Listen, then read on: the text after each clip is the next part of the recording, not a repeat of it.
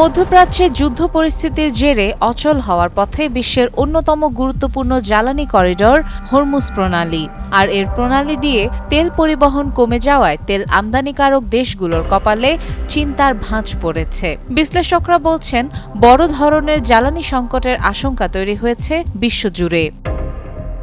যুক্তরাষ্ট্র ও ইসরায়েলের যৌথ হামলার পর পাল্টা জবাবে ইরান ইসরায়েলি ভূখণ্ড ও মার্কিন স্বার্থ সংশ্লিষ্ট স্থাপনায় ক্ষেপণাস্ত্র ও ড্রোন নিক্ষেপ করছে। উপসাগরীয় দেশগুলোতে মার্কিন ঘাঁটি লক্ষ্য করে হামলার জেরে পুরো অঞ্চল জুড়ে নিরাপত্তা ঝুঁকি বেড়েছে। এর সরাসরি প্রভাব পড়েছে হরমুজ প্রণালীতে তেলবাহী জাহাজ চলাচলে।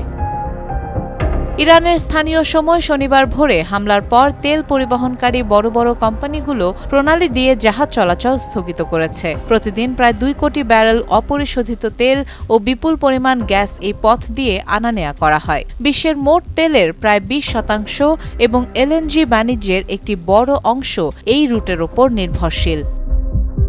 এদিকে তেলবাহী জাহাজে হামলার আশঙ্কায় আন্তর্জাতিক বাজারে ইতোমধ্যে তেলের দাম প্রায় 3% বেড়েছে। প্রতি ব্যারেল 67 থেকে $72 কেনাবেচা হলেও বিশ্লেষকদের আশঙ্কা, পরিস্থিতি অবনতির দিকে গেলে দাম $100 থেকে $130 পৌঁছাতে পারে। ফলে হরমুজ প্রণালী বন্ধ হলে বিশ্ববাজারে জ্বালানি সংকট তীব্র হবে, আর এর জেরে সবচেয়ে বেশি চাপ পড়বে তেল আমদানিকারক দেশগুলোর ওপর। সাদিয়া ইসলাম, Times Today।